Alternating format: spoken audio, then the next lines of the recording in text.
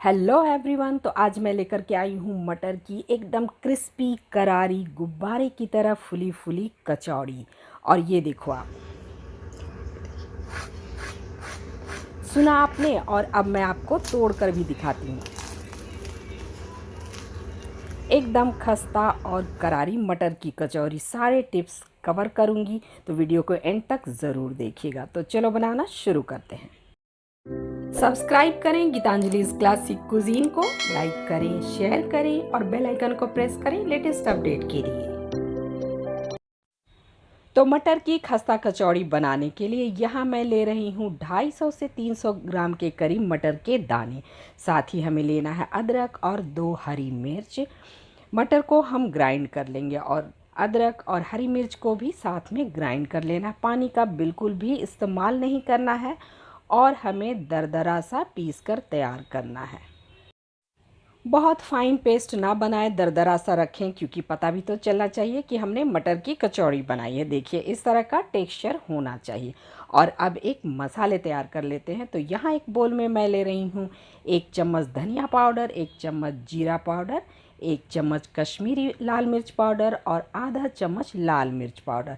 साथ ही आधा चम्मच हल्दी पाउडर और 1 चम्मच अमचूर पाउडर। और अब हम लेंगे इसमें 1 चम्मच सौंफ का पाउडर। सौंफ को दरदरा सा कूट लें। सारे मसालों को मिक्स करें और इसे रखें साइड में। और अब हम आटा लगाकर तैयार करेंगे। तो यहाँ मैं ले रही हूँ 2 कप मैदा। आप गेहूं के आटे से भी इसे बना सकते हैं।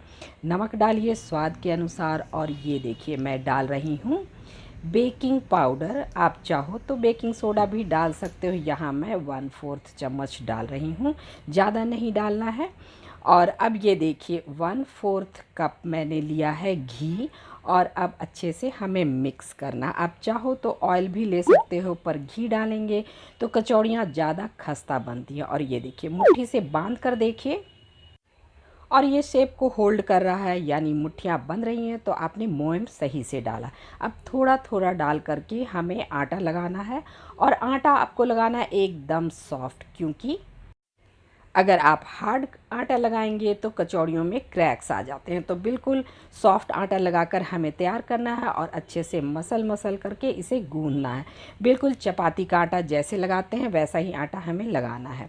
अब इसे इस तरह से टक कर लीजिए और अब इसे कवर करके हम रखेंगे 10 से 15 मिनट के लिए रेस्ट पे। ऊपर से थोड़ा सा घी लगाएं और कवर करके इसे 10 से 15 मिनट के लिए रेस्ट पे रखेंगे। तब तक हम तैयार करेंगे स्टफिंग। स्टफिंग के लिए एक पैन में 2 बड़े चम्मच तेल लीजिए और उसे गर्म कीजिए। उसमें डालिए आधा चम्मच जीरा और साथ ही हम डालेंगे 2 चुटकी हींग। इससे बहुत अच्छा टेस्ट आता है। अब फ्लेम को बिल्कुल भी लो कर देना है और हमें ऐड करना है मसाले। और इसे लगातार चलाते रहिए ताकि मसाले जले ना। अगर तेल ज़्यादा गर्म हो गया है तो थोड़ी देर के लिए आप फ्लेम को बंद कर सकते हैं। उसके बाद फिर से स्टार्ट कीजिए और मसालों को भूनिए। और अब डालना है एक इम्पॉर्टेंट चीज़, यानी 2 चम्मच बेसन मैं ऐड कर रही हूँ और इसे भी हमें अच्छे से भूनना है। इससे स्टफिंग को बाइंडिंग मिलेगी और स्वाद भी बहुत अच्छा आएगा। तो बढ़िया से इसे लगातार चलाते हुए भूनिए। फ्लेम को लो पे रखिए। मसालों और बेसन से एक अच्छी सी खुशबू आने लगी है, यानी सारे मसाले अच्छे से भुन गए हैं। तो अब हमें इसमें डालना है मटर। मैंने फ्रेश मटर का यूज़ किया। आप चाहो तो फ्रोज़न मटर का भी यूज़ कर सकते हैं कचौड़ी बनाने में। अब इसे भी हमें अच्छे से भूनना है, यानी मटर को भी बढ़िया से मिक्स कर लेना है और बढ़िया से भूनना है जब तक कि इसमें से एक खुशबू ना आने लगे। स्टफिंग को बिल्कुल ड्राई हमें तैयार करना है, ताकि जब हम इसे कचौड़ी में भरें तो कचौड़ी फटे नहीं। पानी का बिल्कुल भी इस्तेमाल नहीं करना है। और अब डालेंगे स्वाद के अकॉर्डिंग नमक और साथ में काला नमक। काला नमक से बहुत अच्छा टेस्ट आता है, तो अगर आपके पास है तो उसे ज़रूर डालिए। मसालों को और मटर को अच्छे से भूनना बहुत इम्पॉर्टेंट है। इसे बढ़िया से भूनिए। और ये देखिए मैं डाल रही हूँ पाउडर शुगर। आप नॉर्मल चीनी भी डाल सकते हैं और इसे मिक्स करिए। चीनी इसमें ज़रूर डालिए, इससे बहुत बढ़िया टेस्ट आता है। बिल्कुल भी स्किप नहीं करना है। अब सारी चीज़ों को हमें मिक्स कर लेना है और थोड़ी देर हम और फ्राई करेंगे। काफ़ी फ्लेवरफुल मसाले बनकर हमारे तैयार होते हैं। आधा चम्मच गरम मसाला पाउडर डालिए और फिर से मिक्स करिए। बस थोड़ी देर और हमें इसे फ्राई करना है, बस 1 से 2 मिनट। और अब डालिए हरा धनिया, फ्लेम को बंद करिए और स्टफिंग को हम ठंडा होने देंगे। उसके बाद हम आगे की तैयारी करेंगे। और यहाँ देखिए, स्टफिंग के ठंडा होने के बाद छोटे छोटे बॉल बनाकर रखिए ताकि कचौड़ी में भरने में आसानी हो।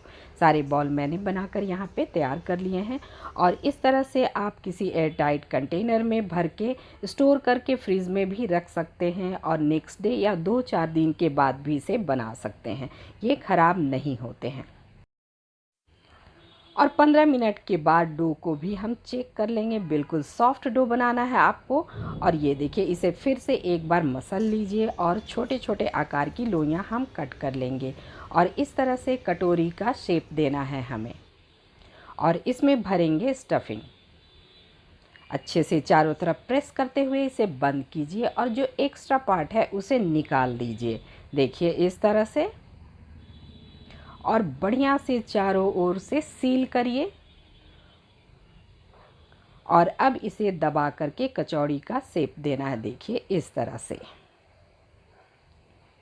और किसी फ्लैट सरफेस पे रखकर थोड़ा सा दबा लीजिए और इतने बड़े आकार की कचौड़ी बनाकर आपको तैयार करना है। ध्यान दीजिए कि इसमें क्रैक्स ना हो, नहीं तो तलते वक्त कचौड़ी फटने का डर होता है। इस तरह से सारे बनाकर हम तैयार कर लेंगे। और कचौड़ी को तलते वक्त तेल बहुत ज़्यादा गर्म नहीं होना चाहिए। जैसे समोसे तलते वक्त हम रखते हैं तेल को, बिल्कुल लो फ्लेम पे रखिए और ज़्यादा गर्म मत कीजिए। तेल को चेक कर लीजिए टूथपिक की हेल्प से या मैदे का एक छोटा सा बॉल डाल करके देख लीजिए। उसके बाद एक एक करके कचौड़ियों को इसमें डालना है। कचौड़ियाँ उतनी ही डालें जितना तेल में समा सके। जैसे हम समोसे तलते हैं उसी तरह से कचौड़ियों को धीरे धीरे सिकने दीजिए, तभी ये बनेंगी खस्ता और करारी और गुब्बारे की तरह फुली फुली। शुरू में इसे बिल्कुल भी डिस्टर्ब नहीं करना है और जब तेल से ऊपर आ जाए कचौड़ियाँ तब इसे पलट लेना। यानी तली से जब कचौड़ियाँ ऊपर आ जाएं तब एक एक करके इसे पलट लीजिए और इसी तरह से लो फ्लेम पे इसे सिकने दीजिए एकदम गोल्डन ब्राउन कलर आने तक। और यहाँ देखिए कलर चेंज होने लगा है, पर इसे अभी हम और फ्राई करेंगे ताकि ये अंदर तक अच्छे से पक जाए और बहुत ही खस्ता, क्रिस्पी और करारी बनकर तैयार हो। बहुत ही स्वादिष्ट बनती हैं ये कचौड़ी, तो इसे ज़रूर ट्राई कीजिएगा। जब भी छोटी मोटी पार्टी हो या स्पेशल ओकेज़न हो या नॉर्मल डे में भी आप इसे बना करके सर्व कर सकते हैं। इस तरह का कलर होने के बाद एक एक करके हम इसे निकाल लेंगे और देखिए किस तरह से कचौड़ियाँ फूली हैं एकदम गुब्बारे की तरह। और सबसे ख़ास बात यह है इन कचौड़ियों की कि ये इसी तरह से फूली रहती हैं। 3 से 4 दिन तक भी ये बहुत ही क्रिस्पी और करारी रहती हैं। दूसरा बैच डालते समय इस बात का ध्यान रखना है कि ऑयल ज़्यादा गर्म ना हो, तो थोड़ी देर के लिए फ्लेम को बंद कर दीजिए। उसके बाद दूसरा बैच डालिए ताकि टेम्परेचर मेंटेन रहे। और ये देखिए कचौड़ियाँ बनकर तैयार हो गई हैं एकदम क्रिस्पी और करारी। तो इसे ज़रूर ट्राई कीजिए, सबको बहुत पसंद आएगा। इसे आप केचप, सॉस, हरी चटनी या आलू की ग्रेवी वाली सब्जी के साथ ट्राई कर सकते हैं या टी टाइम में भी इसे आप खा सकते हैं और स्टोर करके भी इसे रखा जा सकता है। तो जब भी कोई फेस्टिवल हो इसे आप पहले से बना कर रख सकते हैं। तो रेसिपी आपको कैसी लगी कमेंट करके हमें ज़रूर बताइएगा। और इस तरह की और भी मज़ेदार रेसिपी देखने के लिए सब्सक्राइब करें मेरे चैनल गीतांजलि's क्लासिक कुजीन को। लाइक शेयर करें अपने फ्रेंड्स और फैमिली के साथ, साथ ही बेल आइकन को ज़रूर प्रेस करें ताकि जब भी मैं कोई वीडियो डालूं तो उसका नोटिफिकेशन आप तक झट से पहुंच जाए। तो फिर मिलते हैं नेक्स्ट रेसिपी पे। Till then thanks for watching, bye bye and take care.